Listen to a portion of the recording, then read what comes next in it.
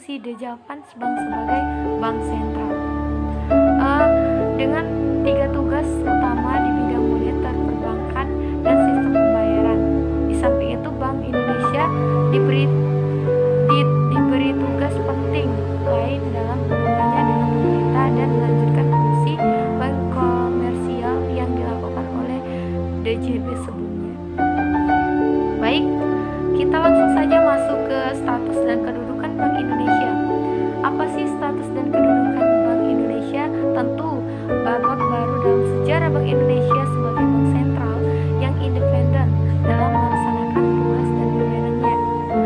Dimulai ketika sebuah undang-undang baru, yaitu Undang-Undang Nomor 23 Tahun 1999 tentang Bank Indonesia, dinyatakan berlaku pada tanggal 17 Mei 1999 dan sebagaimana telah diubah dengan Undang-Undang Republik Indonesia Nomor 6 Tahun 2009. Undang-undang ini memberikan status dan kedudukan sebagai suatu lembaga negara yang independen dalam melaksanakan tugas dan wewenangnya, bebas dari campur tangan pemerintah dan atau pihak lainnya, kecuali untuk hal-hal yang secara tegas diatur dalam undang-undang ini.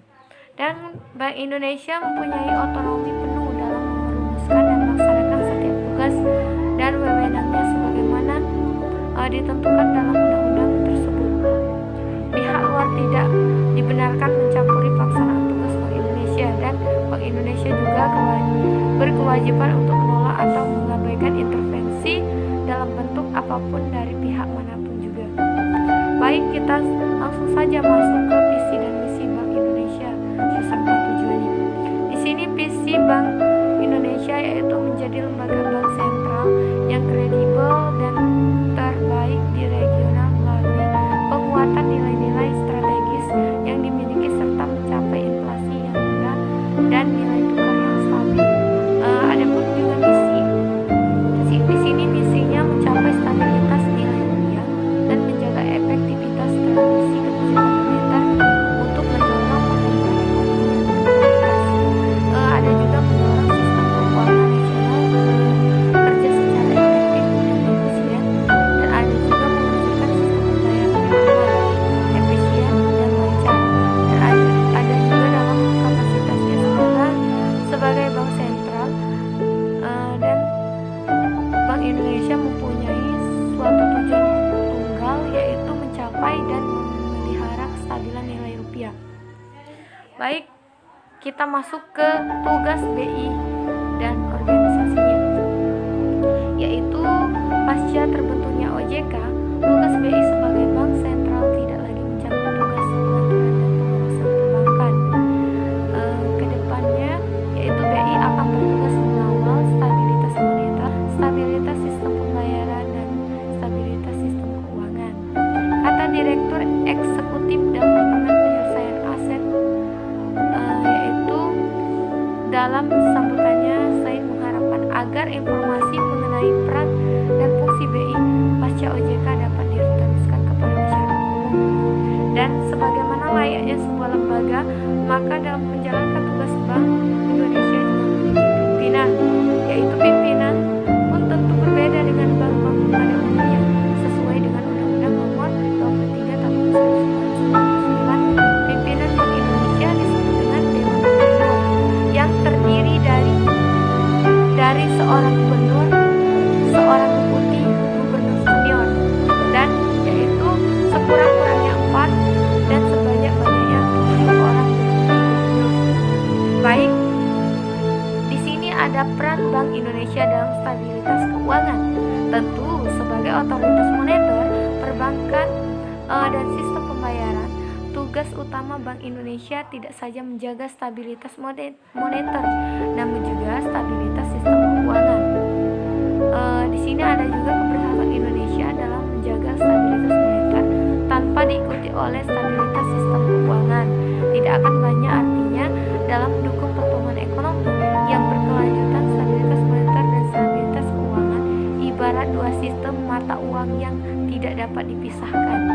Di sini Bank Indonesia memiliki 5 peran utama dalam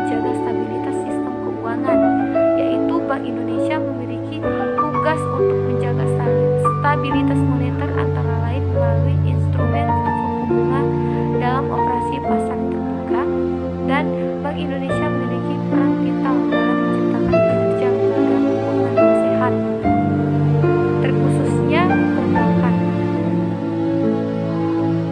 Baiklah, kita langsung saja masuk ke peran Bank Indonesia dalam sistem pembayaran.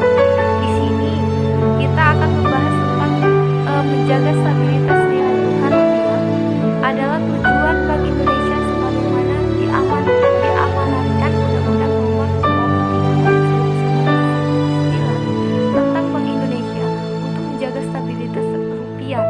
Itu perlu disokong pengaturan dan pengelolaan akan kelancaran sistem pembayaran nasional atau disebut dengan SPN. Kelancaran SPN juga perlu didukung oleh infrastruktur yang handal. Di sini BI adalah lembaga yang mengatur dan menjaga kelancaran SPN, dan ada juga selain itu masih ada tugas BI dalam SPN, yaitu misalnya peran sebagai penyelenggara sistem kredit antar bank untuk jenis alat-alat pembayaran tertentu. Bank sentral juga adalah satu-satunya lembaga yang berhak mengeluarkan dan mengedarkan alat pembayaran tunai seperti uang rupiah. Baik, di sini kita akan membahas tentang akuntabilitas hubungan Bank Indonesia dengan lembaga lainnya. Undang-Undang Bank Indonesia Nomor 23 Tahun 1999 menuntut bahwa adanya akuntabilitas dan transparansi dalam sistem pelaksanaan tugas dan wewenang dan anggaran Bank Indonesia.